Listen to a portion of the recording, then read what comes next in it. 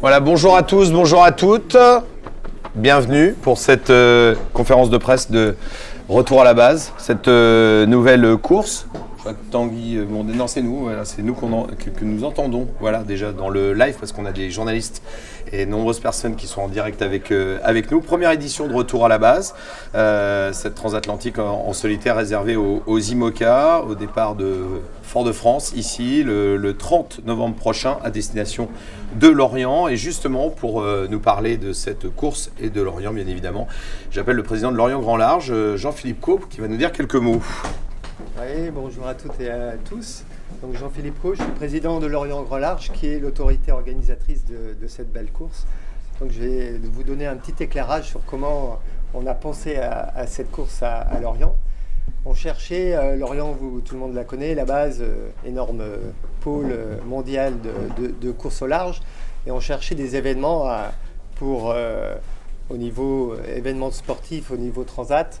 Comment faire un événement qui aboutisse à Lorient ou qui parte de Lorient. Et il y a quelques années, c'était déjà il y a 3 ans, en discutant avec la classe IMOCA, on s'est dit que le retour après la Transat Jacques Vabre était une très belle opportunité pour vous faire courir.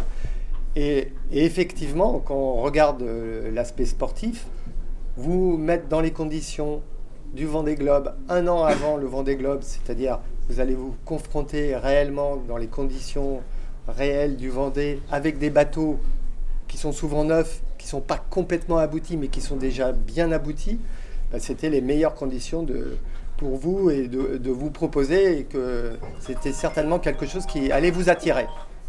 Donc effectivement, on a eu 40 inscrits, il y a eu un petit peu d'épuration en fonction des événements, mais en tout cas vous êtes tous là et vous aurez sûrement l'occasion de vous confronter tel qu'on l'imaginait. Donc bravo et merci à tous et à très bientôt à Lorient. Merci beaucoup Jean-Philippe Caux, président de Lorient Grand Large. Voilà, un très beau plateau sportif, effectivement, comme vous venez de l'évoquer. Il y aura 33 participants au départ dans cette course en solo. Pour la première fois, 33 skippers réunis pour une course en solo qui s'annonce effectivement intense à 1 an du Vendée Globe. Pour en parler, eh ben, on va déjà, je crois qu'on a une petite carte pour vous montrer un petit peu comment se présentent les choses. Rappeler à tous ceux et toutes celles qui nous regardent, qui peuvent poser des questions grâce à un petit onglet message sur lequel vous cliquez en bas à droite de votre écran, me dit Cécile Guterres, donc du coup vous pouvez le faire dès maintenant et on reprendra vos questions, on va les recueillir.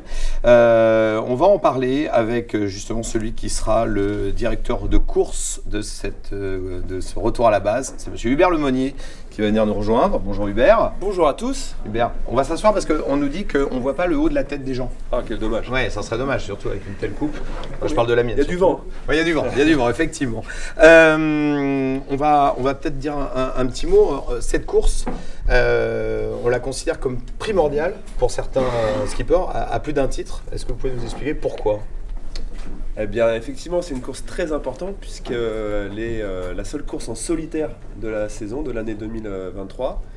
Donc c'est quand même une année importante de double, mais il y a aussi du solitaire puisque l'objectif quand même pour beaucoup des bateaux, c'est d'aller faire le Vendée Globe dans 1 an. Donc bien sûr, cette course est très liée de fait au Vendée Globe. Elle est importante aussi parce que c'est une première, donc on est tous très contents de voir comme le lieu ici se prête à notre exercice. On a un port magnifique, une installation qui est quand même super. On a des bateaux qui naviguent là en ce moment dans la baie de Fort-de-France sur une mer plate avec de la brise, donc c'est quand même génial. Et puis elle est importante parce que dans le processus, il y a aussi beaucoup de bateaux qui avancent vers le Vendée Globe et qui doivent, dans cet avancement, se qualifier et se sélectionner également parce qu'on pourrait avoir plus de candidats que de places. Donc c'est très important. Il y a un parcours qui est quand même un peu atypique pour une transat. Généralement, on part plutôt de l'Hexagone pour aller vers les Caraïbes. Mais là, on fait le parcours contraire. Ça a des incidences, bien évidemment, j'imagine. Alors effectivement, c'est une route qui n'est pas simple, qui peut être casse-bateau quand on arrive à cette saison nord à Sort sur le plateau continental dans le golfe de Gascogne. Donc on sait qu'il y a des problématiques dues au système météo de la saison. On a aussi dans l'idée, c'était de faire un peu aussi une répétition d'une remontée de l'Atlantique Nord en hiver, donc c'est quand même très intéressant de voir un petit peu ce que vivront les skippers quand ils feront le Vendée Globe. Un petit peu, alors c'est sûr qu'ils ne seront pas autant ouest que ça, mais ça reste un peu une route qui rentre vers la base, notre base, qui est à Lorient. Un petit mot sur les allures auxquelles on peut s'attendre sur cette course. Eh ben, ouais, alors sur les routages qu'on a commencé à faire tourner, on a quand même donc Dupré classique qui partirait vers le nord. Et ensuite, ça pourrait être plutôt sympathique avec des angles qui seront au travers, voire un peu plus ouverts. Donc des angles assez rapides pour les bateaux. Et puis après, il va falloir mettre le curseur où est-ce qu'on va aller par rapport à l'état de la mer. Ouais, et j'ai vu, et on le voit sur la carte que vous pourrez retrouver bien évidemment sur le site de l'événement, il y a des portes qui ont été définies, portes K3, K2. À quoi ça correspond exactement, Hubert? Alors effectivement, ces portes en fait sont des passages obligatoires du parcours où on va pouvoir effectivement avoir les bateaux qui nous donnent, si nécessaire, un classement. En cas de mauvaise météo sur l'arrivée, on pourrait avoir à neutraliser la course. Il y avait vraiment un système méchant sur l'arrivée. Et donc à ce passage de porte, on aurait une solution pour avoir une ligne d'arrivée en amont de la ligne d'arrivée calme. Une sorte de classement intermédiaire au cas où, quoi. D'accord, très bien. On va revenir avec vous sur le départ de course tout à l'heure, mais on va vous laisser reprendre place dans cette salle de conférence, justement. Merci Hubert. Merci. On retrouvera dans quelques instants. On va accueillir maintenant ceux qui seront les acteurs de cette course. Ils vont venir me rejoindre et s'asseoir ici avec nous. Le premier d'entre eux a été vainqueur de la solitaire du Figaro, de la Vendée Arctique Les Sables d'Olonne en solitaire, Rolex Fastnet, la Transat New York Vendée, la Volvo Ocean Race. En 2023, il a remporté le défi Azimut Lorient Agglomération. Il a 4 participations au Vendée Globe à son actif, une place de 3e en 2016-2017, un podium sur la route du Rhum. La Transat Jacques Vabre, il a fait 8 participations, dont une victoire. C'est monsieur Jérémy Bayou sur Charal Sailing Team.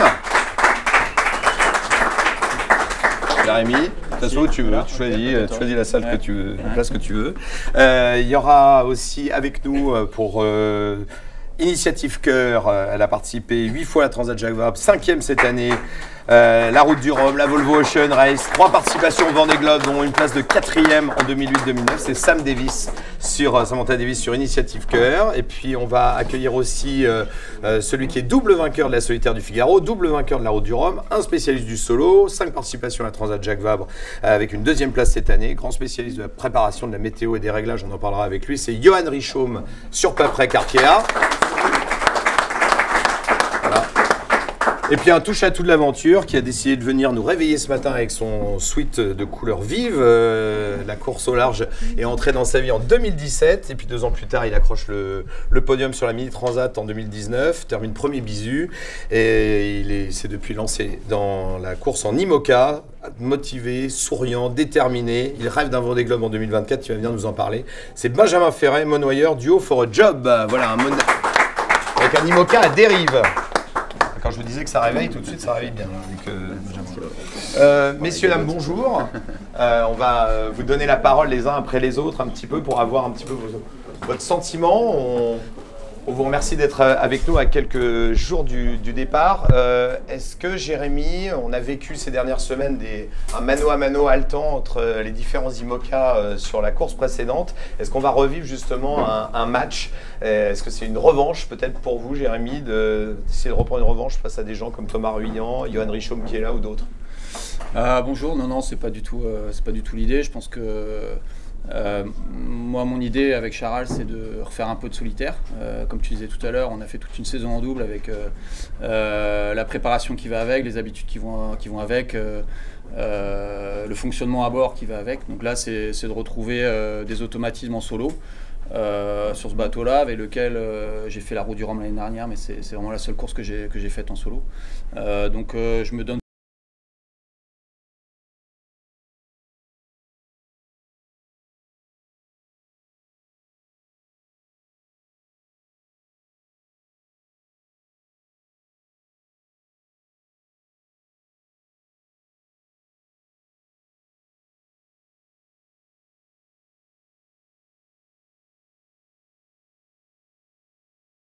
faire des manœuvres en solo, mais en même temps à côté on a toujours envie de performer, mais à côté il y a toute une équipe qui attend que le bateau revienne vite et pas en trop mauvais état pour préparer la saison suivante. Donc voilà, l'idée c'est quand même de faire attention et juste de reprendre des marques.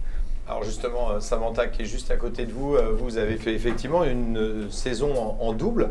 Là, ça va être la première course en solitaire, si je ne me trompe pas, depuis un petit moment. Comment on fait pour justement passer de l'un à l'autre? Est-ce que déjà, dans les aménagements du bateau, vous avez déjà commencé à faire des choses? Vous êtes allé vous entraîner un peu toute seule depuis que vous êtes arrivé ici? Non, depuis arrivé ici, c'est plutôt le repos pour essayer d'avoir l'énergie pour faire le retour. Oui, comme dit Jérémy, c'était une saison complète en double. Et pour moi, ça fait super longtemps, j'ai l'impression, ça fait super longtemps que je n'ai pas fait une course en solo. Et les dernières courses que j'ai fait en solo, j'ai plutôt cassé mon bateau. Et donc, j'ai pas vraiment couru à fond, soit parce que j'ai abandonné, ou j'ai craché, ou j'ai cassé. Donc, j'ai l'impression que c'est les années depuis que j'ai pas fait une vraie course à fond en solo. Et, je me demande si j'ai même oublié comment faire. Donc pour moi, j'ai pas d'objectif, j'ai pas d'enjeu de qualif ou 1000 ou sélection. J'ai pas besoin de faire cette course, mais pour moi, j'ai besoin de faire cette course pour me préparer. Donc c'est un entraînement pour l'année prochaine et une mise en confiance avec mon bateau qui est assez neuf, mais que j'ai beaucoup appris cette année avec plein de courses qui peuvent être différentes. Donc j'ai vraiment hâte de partir tout seul sur ce super bateau Initiative K. Merci Sam. Johan Richaume sur Paprec Arkea, effectivement on le disait, hein, le temps a été assez court. On va peut-être passer le petit micro, voilà, exactement de l'un à l'autre si c'est possible, merci beaucoup. Le temps a été court entre la fin de la Transat qui vient de se dérouler et puis le départ qui arrive dans quelques jours. Est-ce que vous avez dû faire des réparations, des aménagements justement sur le bateau? Comment était le bateau à l'arrivée de la Transat précédente et qu'est-ce que vous avez pu faire comme aménagement déjà? Écoute, ouais, le bateau est arrivé avec quelques dégâts hein, forcés. On savait qu'il avait des faiblesses, donc voilà, on a eu une super équipe qui s'est mise au boulot dès l'heure de l'arrivée du bateau pour le renforcer à l'avant. On repart dans des conditions qui vont être super bonnes, puisqu'à part ça, le bateau était en parfait état de fonctionnement, donc ça c'était cool. Donc voilà, on a pu se reposer, se repréparer. C'est vrai que c'est court, mais à la fois on n'a pas trop le temps de déconnecter. Donc c'est aussi agréable de rester dans le même mood et de replonger droit dans un événement en solo qui va être pour moi ma première nav en solo en IMOCA, jamais fait. Donc ça va être sympa. Je ne suis pas très inquiet particulièrement, mais voilà. Et puis avec des objectifs aussi de terminer, de qualification importante, puisque si on la termine, on est vraiment plus tranquille l'année prochaine vis-à-vis de notre qualification pour le Vendée Globe. Donc c'est un des enjeux, et un des enjeux est forcément de prendre des repères sur comment est-ce qu'on mène ces bateaux-là à un rythme élevé dans une course comme celle-ci, qui effectivement peut, sur certaines parties, surtout la fin, ressembler à certaines parties du Vendée Globe dans le sud. Donc voilà, envie de se découvrir soi-même sur un bateau qu'on a pensé de A à Z, envie de découvrir des conditions que moi j'ai jamais connues, puisque une transat d'ouest en est en course, j'ai jamais fait. Du coup, il y a plein de choses à apprendre là-dessus, et voilà, vraiment hâte, en fait, très motivé d'aller faire cet événement, et puis forcément quelque chose de sympa et de symbolique de revenir vers notre territoire, l'Orient, à partir de la Martinique, de ne pas monter sur un cargo, et puis en plus emporter un petit peu de chocolat. Bon, hélas, c'est en fève et pas en tablette, mais on s'en occupera après. Vous aurez le temps pour traverser. On a passé un petit deal. Ouais, ok, parfait. Merci beaucoup, Johan. Benjamin Ferret, monoyeur du For a Job, un bateau à dérive, je le disais. Donc là, on est effectivement dans un autre type de navigation. Comment vous vous sentez? Ça n'empêche pas la performance, la preuve. Hein. Vous avez brillamment performé là, sur cette transat précédente. Comment on se sent à quelques heures du départ? Ouais, bah super content déjà de cette transat Jacques Vabre, effectivement, sur ces bateaux à dérive. Alors c'était marrant, pendant la course, je voyais un commentaire sur les réseaux sociaux qui nous demandait la différence entre les bateaux à foil et les bateaux à la dérive. et du coup, force est de constater qu'on n'est pas tant que ça à la dérive, et qu'on arrive parfois même à mettre des bateaux à foil derrière nous. Donc on est quand même dans une optique de performance, et je crois que pour la plupart des projets de ces bateaux-là, on a quand même tous galéré à monter ces projets, et du coup, je pense qu'on a un vrai bonheur d'être sur l'eau, et qui se transforme aussi en plaisir qu'on essaie de retransmettre aux gens, quoi. Je vois dans la salle Seb, et j'en connais d'autres, mais on a tous galéré un peu à être sur l'eau aujourd'hui, et du coup, je crois qu'il y a un vrai bonheur et un vrai plaisir d'y être. Et du coup, nous, on est super contents, et moi, personnellement, je suis hyper heureux de faire ce retour à la base. de retrouver le solitaire. C'est un peu comme Sam, quoi. J'ai l'impression que ça fait longtemps que j'ai pas navigué en solo, et comme j'ai pas beaucoup d'expérience en IMOCA, je me demande si c'est un peu comme le vélo et qu'il faut pas me remettre les petites roues là avant de partir, quoi. Donc super content de terminer cette saison en solitaire, et puis de ramener le bateau et essayer de faire du mieux possible, et comme je dis souvent, d'essayer de faire une jolie trace, quoi, un peu comme un skieur dans la poudreuse, d'essayer de faire un truc joli et de mettre à contribution ce que j'ai appris avec mon co-skipper sur l'allée, qui est météorologue, et j'ai découvert plein de choses sur la stratégie et les trajectoires, et donc je vais essayer de mettre ça en œuvre sur ce retour à la base, quoi. Justement, comment on gère ce temps entre deux courses qui est relativement court quand on est ici en Martinique? Parce qu'on voit des gens de la Martinique qui sont là, du comité Martinique et du tourisme notamment. On a envie de se laisser aller un peu, de profiter de la vie, ou au contraire on se dit, oh là là, il faut que je reste focus, je vais courir tous les matins, hygiène de vie, tout ça, les accras on oublie. Ouais, bah, moi je deviens un peu schizo, quoi. C'est que le matin, je suis dans une préparation de course, et c'est vrai qu'à une arrivée de course, t'es un peu dans le lâcher prise, t'as envie de lâcher aussi tout ce que t'as donné en mer. Et en même temps, là, on est dans une préparation de course, et on est avec des catégories différentes qui, eux, repartent pas. Moi, j'ai pas mal de copains qui arrivent en classe 40, et j'ai envie de célébrer aussi la course avec eux. Et en même temps, on est à 3 jours d'un départ de course, et donc il faut se remettre dedans. Et dans des conditions dont on n'a pas trop l'habitude, des villages départ où il fait 30 degrés et on peut se baigner tous les matins, c'est rare.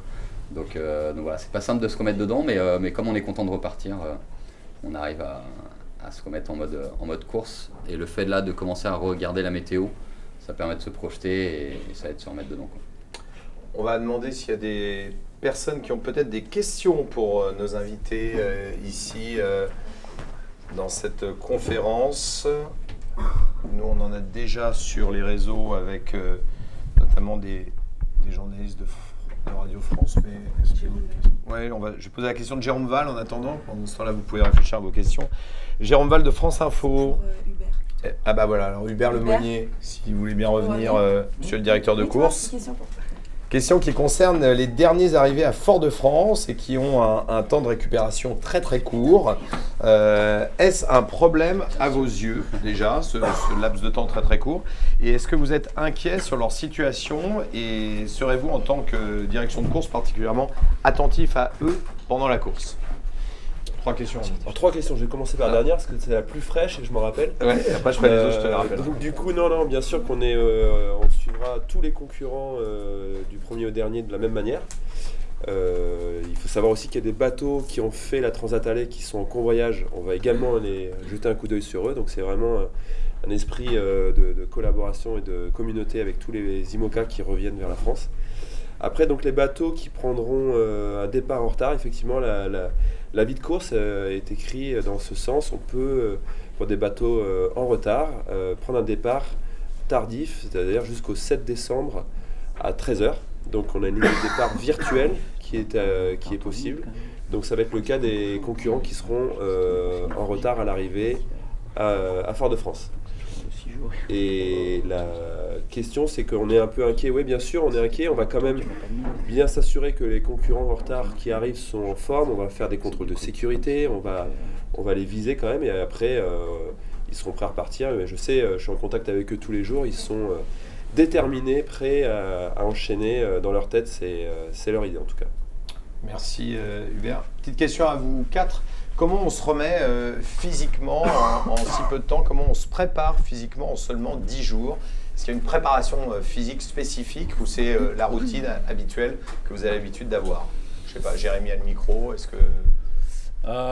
Non, c'est un peu particulier, l'enchaînement il est quand même rapide. Moi pour ma part, je suis juste allé dans l'eau, m'amuser un peu, en kite ou quoi, et encore pas beaucoup. La première semaine, on a pas mal travaillé sur les job lists, sur le bateau, sur la préparation pour la course, et aussi sur la préparation du chantier d'hiver.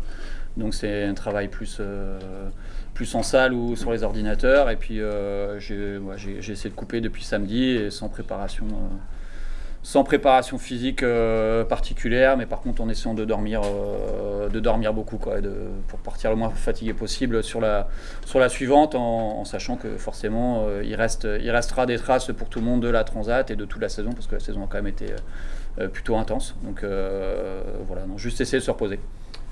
Dans ce sens-là, la Transat, elle n'est pas courante. C'est Aline Méret qui pose la question. Quelles sont vos attentes justement de ce parcours qui va d'ouest en est, à l'inverse de ce qu'on a l'habitude de faire? Je sais pas, Johan. Ouais, si tu veux. Salut Aline, ça va? Merci pour ta question. Ce qu'on attend, c'est des conditions proches du Vendée Globe. C'est-à-dire, en fait, nous, on a l'habitude de prendre des départs de Transat où on va face aux tempêtes et après, on cherche à s'échapper par le sud. Donc, on sait très bien faire des enchaînements de passage de front, de dépression face à elles. Et là, on va être pourchassé par les tempêtes si on arrive à avoir ces conditions-là, on va dire par le nord des Açores. Si Hubert vous vient de nous laisser la place dans l'Atlantique pour aller les chercher. Et du coup, c'est le fait d'être rattrapé par des fronts, de la mer forte et de retrouver des conditions proches Vendée Globe et d'obtenir des réponses là-dessus en vue de nos chantiers d'hiver, de nos choix d'optimisation pour le Vendée Globe. Voilà. Alors, voilà, ce que je disais tout à l'heure, à titre personnel, j'ai jamais rencontré ça, donc c'est vrai qu'il y a pas mal de réponses à obtenir là-dessus et ce parcours est particulièrement idéal pour ça. Merci beaucoup, Johan. Une petite question supplémentaire pour Hubert Lemotinier. Corinne Boulou nous demande combien de bateaux au départ et combien pourraient prendre le départ en retard? Alors effectivement, c'est une très bonne question. Il y a maintenant, on a la liste définitive de 33 partants. Donc on a 33 bateaux qui vont faire le retour à la base. Et dans ces 33, il y a 2 bateaux qui seraient en retard. Donc il y a le bateau Lazare et le bateau Tout commence en Finistère de Jean Le Cam. Donc c'est les 2 bateaux qui ne sont pas encore arrivés, qui sont en mer et qui prendraient un départ en retard. Avec Tanguy de Turquet sur Lazare. Tanguy de Turquet. Est-ce qu'il y a des questions dans la salle? Messieurs, présentez-vous, donnez votre nom, votre média et posez votre question. Bonjour, Francis Gomme du journal France Antilles, journal local. Je suis encore pour les bateaux en retard, on peut pas imaginer que quelqu'un qui arrive le 6 reparte le 7. Y a-t-il Alors, ce scénario-là est effectivement envisageable. Il faudrait que le bateau puisse repartir tout de suite s'il n'y avait pas de problème technique. Mais effectivement, une arrivée ici, que ce soit en course sur la Transat Jacques Vabre ou hors course, parce qu'il faut savoir que la Transat Jacques Vabre, la ligne d'arrivée se ferme le 1er décembre à 18h, heure française. Et donc ça veut dire qu'un bateau qui arrive ici, que ce soit Jean Le Cam ou Tanguy de Turquet, pourra repartir jusqu'au 7 décembre, 13h. Ça répond à votre question? Monsieur derrière, vous avez une question peut-être? Petit Martinique Première. J'ai juste une question. Il y a l'enjeu pour vous est de revenir à Lorient sans casse et être dans des conditions du Vendée Globe. Il n'y en a aucun d'entre vous qui souhaite gagner cette régate. Si. Justement, ouais. Mais justement, en plus, ça me permet de rebondir. C'est juste, on le cite dans l'ordre des priorités. Bien sûr, on est tous des compétiteurs et on prépare ça le mieux possible. On est plusieurs à avoir des bateaux extrêmement performants. Certains ne repartiront pas à 100%, ce qui nous fait dire que ça va être dur de lutter à armes égales. C'est notre cas, par exemple. Et puis, voilà. Mais c'est plus une idée d'ordre des priorités dans notre tête. Effectivement, donc voilà, après, voilà, nous on cite par exemple un top 5, ce qui est quelque chose dans lequel on souhaite rentrer en permanence, ce qui est déjà quelque chose de difficile à réaliser dans la classe IMOCA, parce qu'il y a beaucoup de projets performants, les bateaux sont techniques, l'erreur vient vite, et donc on souhaite rester concentré sur un objectif atteignable, mais top 5 intègre toutes les places, de la 5e à la première place. Justement, Johan, petit jeu des pronostics, est-ce que tu vois, au vu de l'état des bateaux actuels, des skippers en place, des gens qui te font peur? Qui me font trembler. Qui font trembler et qui pourraient potentiellement remporter la victoire. Ça comme ça, parce que je n'ai pas une vision comme ça de mes concurrents. Je pense que Jérémy est quand même très dangereux. Ah, Chaque fois, ça tombe sur moi. Ouais, non, mais on peut en parler ouvertement. Je trouve qu'ils ont fait une préparation exemplaire, une mise au point de leur bateau. Il a vraiment de belles qualités et ils l'ont montré. On était tous déçus de voir qu'une petite casse sur leur bateau les a empêchés de jouer le podium ou la victoire sur la Jacques Vabre. Mais du coup, ça reste quand même un projet hyper sérieux avec Jérémy qui est très expérimenté. Moi, j'attends aussi Nicolas Luneven qui va arriver sur Holcim, un bateau que je connais un peu, j'ai passé du temps dessus. Et c'est un bateau dangereux, très performant, très léger, avec un skipper plutôt adapté, j'ai envie de te dire, à ce support-là, que l'on connaît bien, enfin, quand même sérieux et déterminé. Moins fatigué aussi, potentiellement, exactement. Voilà, non, il y en a d'autres. Voilà, mais oui, c'est sûr qu'il y a une bagarre à 4-5 là, dans notre groupe de devant qui est intéressante. On a Sam qui est dans la salle, qui est malheureusement très dangereux. Et voilà, donc non, il y a une belle bataille entre nous tous et je pense que ça sera le cas encore à nouveau sur cette course-là. Sam, justement, l'autre Sam, parce qu'on a 2 Sam dans la salle. Hein. On peut rentrer tranquille de soirée. Il y a Samantha Davis qui est là. On parlait du top 5. Je suis désolé. Elle est sortie toute seule, celle-là. Je suis désolé. Mon livre, total. Samantha, il parlait, Johan, du top 5. C'est ce dont tu as fait partie sur la transat précédente. Donc justement, toi, tu vises encore mieux que le top 5. Puis Nicolas Lundgren, tu le connais bien parce qu'il a été ton co-skipper pendant quelques temps. Oui, j'ai fait 5e avec lui cette année sur le Fastnet. J'ai fait que des places de 5e cette année. Donc 5, ça me va bien. Mais par contre, comme dit Johan Jérém, la flotte, elle est hyper compétitive. Il y a plus que 5 qui sont très très forts, plutôt 15 très forts. Donc, et honnêtement, oui, comme j'ai dit, j'ai l'impression d'avoir oublié faire du solo. Donc pour moi, c'est d'abord rappeler comment faire. Je sais que j'ai un très bon bateau qui est plutôt, là, il est à 100%. Je le vois naviguer. Je suis en train de regarder son là-bas, à fond les ballons. Ils sont en train de remettre le bateau au point, parce qu'après on a fait quelques petites bricoles. Et, donc, je pense pas que je vise une place, je vise à essayer d'être dans le match comme j'étais en double. Parce qu'en double cette année, je suis hyper fière de notre saison. Le bateau, l'équipe, il a super bien bossé cette année. Donc c'est pas, je dis on parce que c'est grâce à une super équipe qu'on fait ça. Et il faut que j'arrive à tenir ça toute seule sur le bateau. Et, pour l'instant, je ne sais pas même si je suis capable. Donc j'ai hâte d'aller essayer d'être dans cette match. Il y a Jérémy Bayou à vos côtés. Il y a Jérôme Val qui pose une question. Première fois que vous faites l'aller et retour aussi rapproché? Non. Il y a tout ça. Oui, ouais. Ça fait quelques temps que ça n'a pas été le cas, mais ça a déjà existé. Après, peut-être Jacques Carès saurait nous dire. En 2007, on a fait le delta entre les deux courses. Avec la B2B. Ouais. Oui. C'était ça à peu près 2 semaines aussi entre les. Pas beaucoup de gras, ouais. Bah ouais, comme dit Jacques, effectivement, il n'y a pas. Après, en termes de saison, pour revenir, faut essayer de rentrer pas trop tard quand même, au niveau climatique. Et oui, c'est un gros enchaînement. Pour ça, il faut faire attention à tout. Il faut pas se mettre trop de pression. Il faut pas casser les bateaux. Il faut pas casser les bonhommes. C'est une course un peu particulière et on est super bien accueillis ici. On a à peu près tout ce qu'il faut pour travailler, mais on n'est pas dans nos bases justement. Là, c'est le contraire. D'habitude, on a des semaines ou des mois de préparation dans nos bases pour prendre les départs. Là, on n'est pas avec tous nos outils. On n'est pas forcément tout le groupe pour préparer les bateaux. Donc, il faut se rendre compte que les bateaux sont peut-être quand même un peu moins aboutis que sur un départ de Jacques Vabre par exemple. Et puis qu'il y a l'usure aussi d'une première transat, il y a certaines pièces qui sont changées, il y a certaines voiles qui sont changées, mais pas toutes. Donc il y aura quand même une petite partie gestion à avoir sur ce retour par rapport à l'aller. Corinne Boulou pose une autre question justement qui est sur la préparation de ce retour, l'avitaillement. Est-ce que c'est tout ce qui vous restait dans le bateau qui va vous servir à repartir, ou bien est-ce que vous avez refait l'avitaillement en Martinique, ou bien est-ce que les équipes avaient déjà anticipé et préparé des choses pour repartir avec?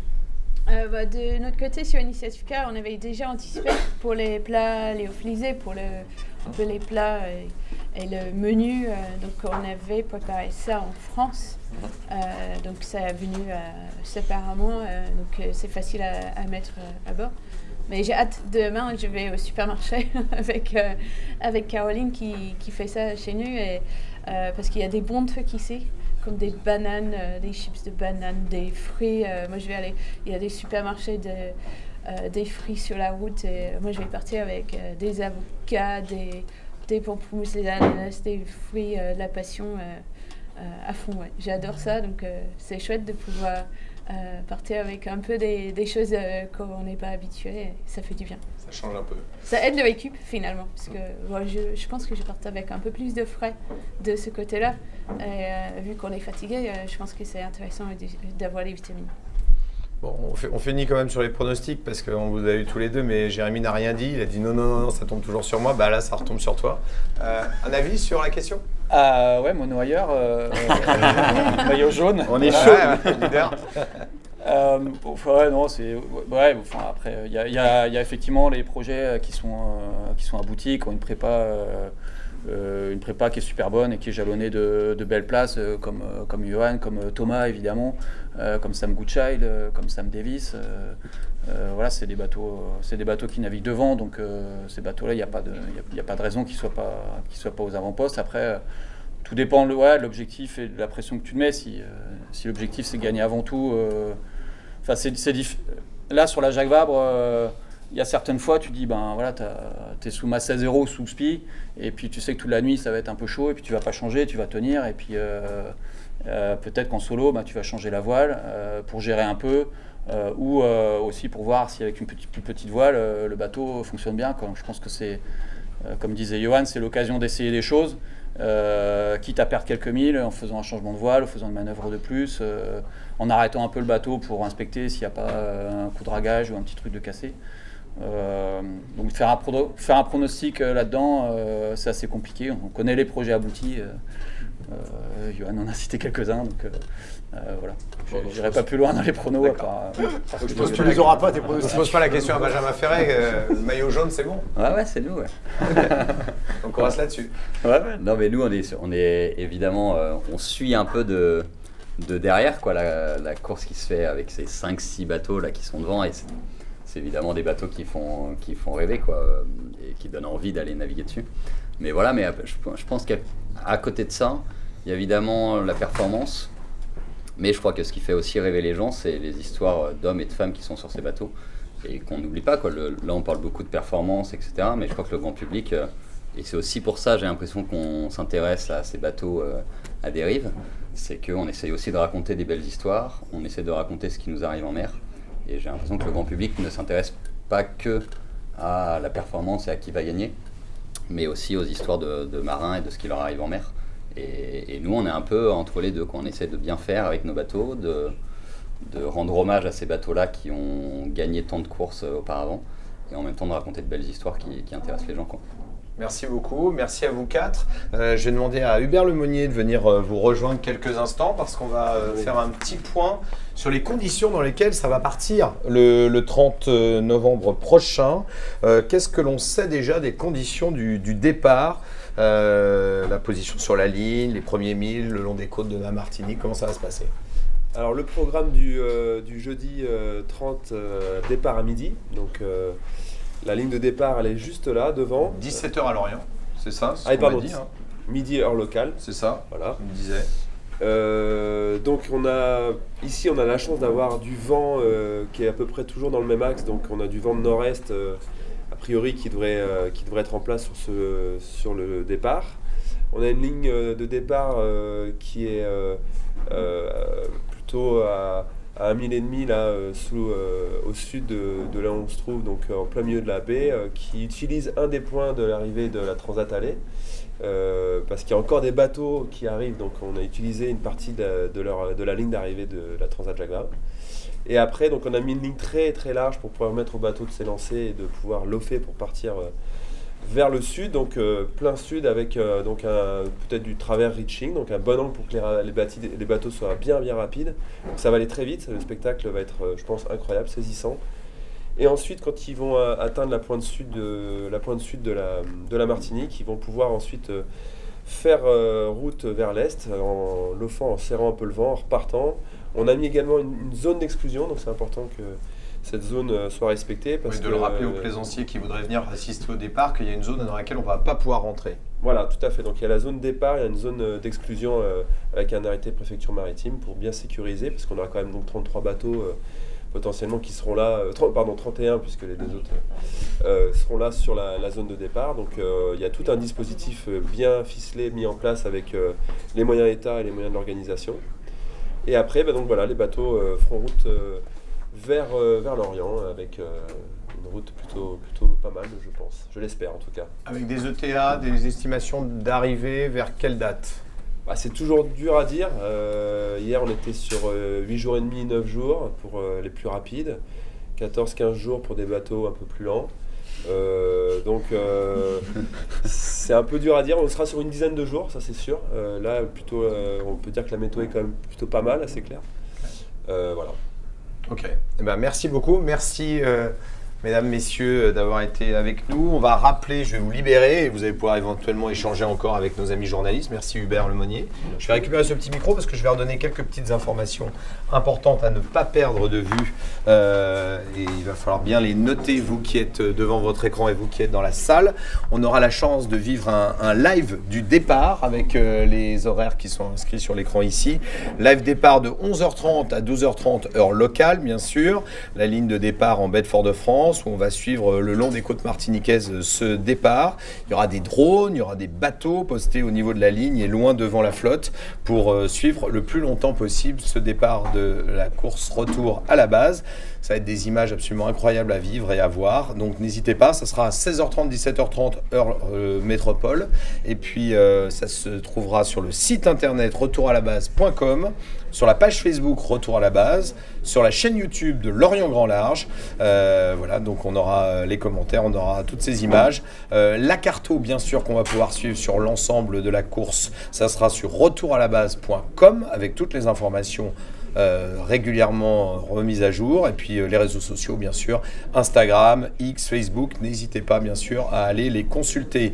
L'arrivée à Lorient donc une dizaine de jours plus tard, où on attend nombreux et nombreuses bien sûr l'ensemble des skippers qui vont venir à la base. On invite d'ailleurs tous les Lorientais et les Lorientaises et puis tous ceux qui veulent venir à partager l'arrivée pour célébrer le retour à la base des marins de la classe IMOCA. D'ailleurs Lorient a prévu les choses en grand. Il y aura le marché de Noël, des spectacles avec des performances, des ateliers, du bout de la cale au K2, déambulations musicales, des projections cinéma. Voilà, vous allez retrouver toute cette programmation sur le site de Retour à la base, bien sûr.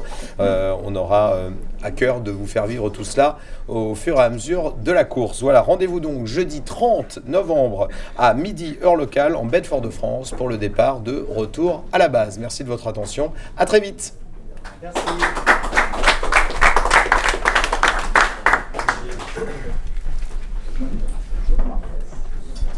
Des one-to-one, si vous voulez. Allez. Bon. Merci pour les micros.